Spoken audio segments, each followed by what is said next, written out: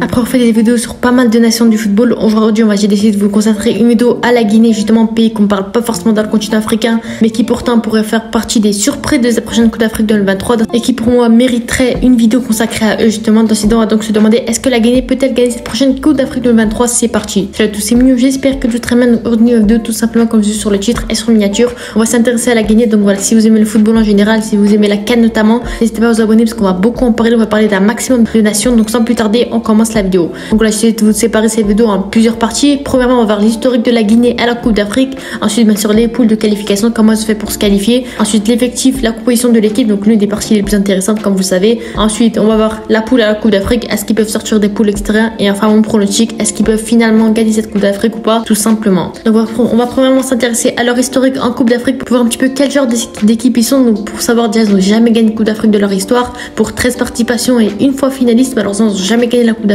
Donc, voilà, depuis la CAN 2017, ils ne sont même pas qualifiés, il me semble, parce que l'ancien format c'était à 3 poules, etc. C'était un peu compliqué. Donc, ils n'ont même pas réussi à se qualifier pour la Coupe d'Afrique 2017. Pour la Coupe d'Afrique 2019, ils sont sortis en 8e de finale, malheureusement perdu contre l'Algérie 3-0. Donc, on a vu que c'était vraiment très compliqué. Et 2021, pareil, sorti en 8e de finale, perdu contre la Gambie 1-0. Donc, on voit par rapport à leur historique, déjà, c'est un peu compliqué pour eux la Coupe d'Afrique. Pourtant, on sait qu'ils sont vraiment dotés d'un énorme potentiel. Ça peut être une grosse surprise cette année. Donc, voilà, pour voir un petit peu la poule de qualification, ils ont fini 2e dans un groupe D composé de l'Égypte, de la Guinée, du Malawi et de l'Éthiopie. Donc en soi, à part l'Égypte, c'était pas très compliqué de se qualifier, on va pas se le cacher. Ils ont fini 2e bien sûr avec des victoires contre le Malawi et l'Éthiopie, mais ils ont quand même galéré face à l'Égypte, ils ont perdu leur match malheureusement. En tout cas, c'était sans aucune difficulté. Ils ont fini 2e, ils se sont qualifiés, ils ont fait le taf qu'il fallait. Et sur ce, franchement, il y a rien à dire de plus, hein. Ils se sont qualifiés et c'est tout. Hein. Donc voilà, on passe maintenant à l'effectif et à la composition de l'équipe. Donc comme vous savez, le récent coach de l'équipe a récemment sorti sa liste justement avec Ibrahim Koné, Ali Keita, Moussa Camara et la défense Issa Gassila, Antoine Conté, Mouktar Diakabi, Saïd Ousso, Julien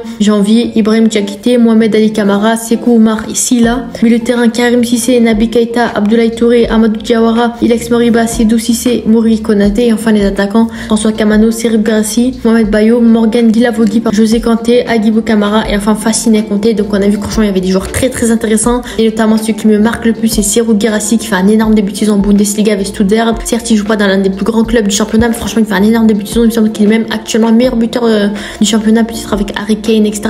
14 matchs, 17 buts et une passe D pour vous dire à quel point il est en forme. Tony Truant, exceptionnel, je pense qu'il pourra vraiment faire mal avec cette équipe de la Guinée, avec un milieu de terrain qui est très en forme. On l'a vu aussi avec pas mal de joueurs comme Seydou Cissé, Amadou Diawara, Abdoulaye Touré, etc.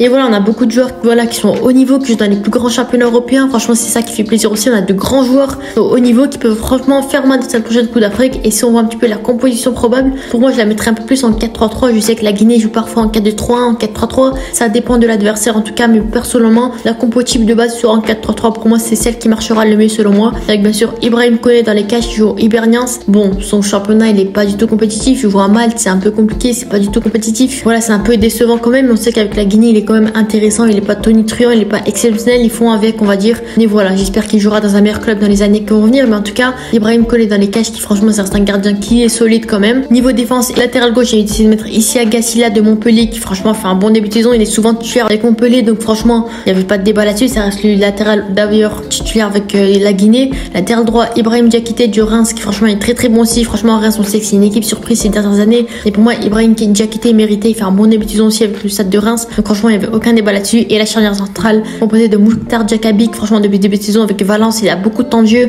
il offre de belles choses, il fait un bon début de saison avec Valence, donc franchement ce côté là je suis assez contente parce qu'on sait que ces dernières années c'était un peu compliqué pour lui, il avait pas de temps de jeu, etc. Mais cette année il a trouvé du temps de jeu, il a quelques minutes de jeu, donc de ce côté là je pense qu'il mérite cette titularisation avec cette Guinée dans cette prochaine Coupe d'Afrique. Et bien sûr l'expérimenté Janvier, bien sûr du Kairi Sport actuel. Donc voilà, ça reste un joueur plutôt expérimenté qui est vraiment bon avec la Guinée aussi, ça reste un bon joueur aussi. On sait que la défense elle est pas hyper solide du côté de la Guinée, mais ça reste une bonne défense franchement qui pourra cette fois-ci être très bonne avec des joueurs expérimentés, des jeunes joueurs, des joueurs qui sont en bonne forme. Donc de ce côté là c'est assez équilibré, ça fait vraiment plaisir de ce côté là. Le milieu de terrain où là c'était un peu plus compliqué de choisir parce qu'il y avait beaucoup de milieu de terrain avec Seydou Cissé, avec Naby Keita, avec Amadou Diawara, Abdoulaye Touré. Voilà, peut-être pour parler de Naby Keita c'est un peu compliqué depuis le début de saison. Voilà, il est pas du tout titulaire avec le Werder de Brême, il a pas de temps de jeu, il me semble qu'il a un total de 3 matchs joués depuis le début de saison, donc on voit que c'est assez médiocre, c'est assez compliqué, c'est assez faible, on va pas se le cacher. Mais voilà, peut-être je sais pas si je mettrais Naby Keita titulaire parce qu'on a vu les derniers matchs où il est pas forcément titulaire, ils l'ont pas forcément appelé, mais en tout cas en tant que milieu défensif je mettrais Amadou Diawara qui franchement ça reste un jeune joueur très intéressant de Anderlecht qui fait un très gros début de saison, qui joue beaucoup, qui offre de belles choses, qui fait un bon début de saison, joueur défensif offensif qui franchement box-to-box très intéressant. Donc de ce côté-là, il n'y avait aucun débat là. Ensuite, on a Abdoulaye Touré qui fait partie actuellement des meilleurs milieux de terrain de Ligue 1. Il a même fini, il me semble, meilleur milieu de terrain du mois. Donc franchement, pour dire à quel point Abdoulaye Touré est vraiment très très chaud. Très bon joueur du Havre qui franchement échoue souvent titulaire, qui a beaucoup de temps de jeu. Abdoulaye Touré, il n'y avait aucun débat là-dessus. Très très bon joueur. On le connaît, c'est un jeune joueur qui a le talent, qui a un gros potentiel et qui pour moi méritait cette sélection. Et le troisième milieu de terrain, j'hésitais un petit peu peut-être entre Seydou Bassissé et entre Naby Keita. Mais personnellement, je mettrais un peu plus Seydou Bassissé qui fait un plus gros début de saison avec les Ganes en Espagne, qui franchement au moins a du temps de jeu. Au moins il a le niveau, au moins voilà, il a pu jouer depuis le début de saison, il a montré de belles choses. Et Naby Keita peut-être en rotation des trois, mais voilà, ça reste le capitaine quand même. C'est un joueur, l'un des joueurs les plus capés de l'équipe. Pour vous dire, voilà, Naby Keita c'est un joueur respecté quand même qui pour moi mériterait cette élection aussi. Voilà, peut-être le faire tourner pour chaque match entre les trois, le faire tourner de temps en temps, etc. Parce que voilà, il fait pas un gros début de saison. S'il était à Liverpool comme à l'époque, peut-être que je l'aurais mis titulaire, mais là c'est un peu compliqué par rapport à sa situation actuelle avec le Werder de Brême. Je pense que personnellement il sera titulaire, mais pour moi les milieux de terrain qui méritent vraiment son valeur début de saison, pour moi c'est les trois, mais avoir peut-être une rotation avec les trois et Naby Keita. Et en attaque bien sûr, où j'ai un peu galéré sur les côtés, mais en tout cas bien sûr sur le côté droit, Guilavogui qui fait un bon début de saison avec le RC Lens. De base ça reste un buteur, mais il peut jouer sur le côté droit. Voilà, Guilavogui pour moi il mérite cette place, ça reste un joueur intéressant, il n'y a aucun débat dessus. Sur le côté gauche, François Kamono bien sûr du Abba Club en Arabie Saoudite. Depuis qu'il a quitté la Ligue 1, c'est un peu compliqué. Il joue dans un championnat qui est pas compétitif. C'est que c'est un joueur intéressant avec la Guinée, qui est décisif, qui est intéressant, mais voilà, on sait que franchement avec la Guinée, il offre toujours de belles choses. Tant il sait jouer, tant qu'il a le niveau, pour moi il mériterait cette élection. Et bien sûr en pointe Serhou Guirassy, bien sûr, qui pour moi mériterait cette sélection, le joueur qui va porter son équipe pour cette prochaine Coupe d'Afrique, un joueur très très intéressant notamment, qui franchement pour moi mériterait cette place, il n'y avait aucun débat là-dessus. Et après on aurait pu penser à un autre joueur aussi comme Agibou Kamara, le milieu offensif, qui franchement reste intéressant aussi. Il me semble à Tromitros actuellement un truc en Grèce, un truc comme ça, qui est très bon avec la Guinée, qui est très souvent décisif, mais cette composition elle n'est pas forcément jouée avec un milieu offensif. Et voilà, si jamais la Guinée joue en 4-2-3-1, et si jamais voilà, elle joue avec un joueur plutôt offensif, je mettrais bien sûr Agibou Kamara, qui franchement reste très très intéressant, qui fait vraiment un gros début de saison aussi. Et que la Guinée il est aussi tout aussi intéressant, donc franchement de ce côté là c'est pour pas l'oublier non plus, pour le faire une petite mention, pour vous dire que je l'ai pas oublié, que c'est un joueur très intéressant aussi. Donc voilà, c'était la composition probable de la Guinée pour cette prochaine Coupe d'Afrique. N'hésitez pas à me donner vos avis en commentaire. Personnellement, le poste qui m'attire le plus dans cette composition, c'est le milieu de terrain qui reste exceptionnel, bien sûr, avec Amadou Diawara, Abdoulaye Touré, l'un des meilleurs milieux de Ligue 1 actuelle, Seydou Bassissé, peut-être Naby Keita aussi, qui franchement pourrait être intéressant avec la Guinée, mais en tout cas cette composition reste vraiment assez propre, assez correcte, et je pense que pour moi ils pourront faire de belles choses tout simplement. Et on passe maintenant au groupe de la CAN. Donc dans quel groupe la Guinée sont-ils tombés? Sont tombés dans le groupe C, malheureusement la poule de la mort, composée du Cameroun, de la Gambie, de la Guinée et enfin du Sénégal. Je pense que ça va être très très compliqué pour eux, je vais pas vous le cacher, je vais être direct, je vais être franche, franchement faut dire la vérité, ça va être très compliqué pour eux. On a un Sénégal d'un côté qui est vraiment exceptionnel, qui franchement c'est resté une des meilleures équipes d'Afrique actuellement, le dernier tenant en titre. Voilà, ça va être compliqué pour eux de se qualifier devant le Sénégal, et le Cameroun derrière, qui voilà, on sait que ça reste une grosse nation du football, qui a organisé la dernière Coupe d'Afrique, qui a été intéressante sur cette dernière Coupe du Monde. Et voilà, on a vu cette année c'était un peu compliqué, ils perdaient pas mal leurs matchs, leur effectif commence à régresser de plus en plus. Donc voilà, c'est un peu compliqué pour eux, mais je pense que personnellement, objectivement parlant, je pense que la Guinée finira 3ème de ce groupe. Malheureusement, je pense que ça va être compliqué pour eux de se qualifier par rapport à des équipes comme celle-ci, mais je pense qu'ils finiront meilleur 3ème, donc ça veut dire qu'ils se qualifieront quand même pour la suite de la compétition.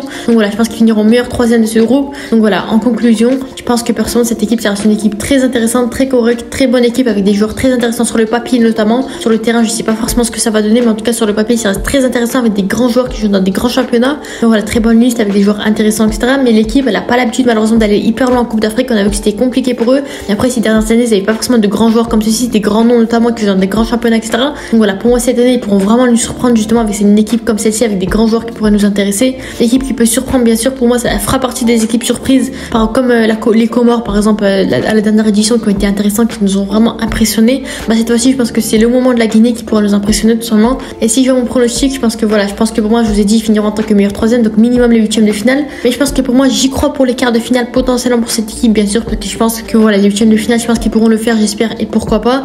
Donc voilà, n'hésitez pas à me donner vos avis en commentaire, vos pronostics, etc. sans plus tarder. C'était Minou, n'hésitez pas à vous abonner et à liker si vous aimez la Coupe d'Afrique, etc. si vous voulez la suivre de très près. On se dit à la prochaine, ciao.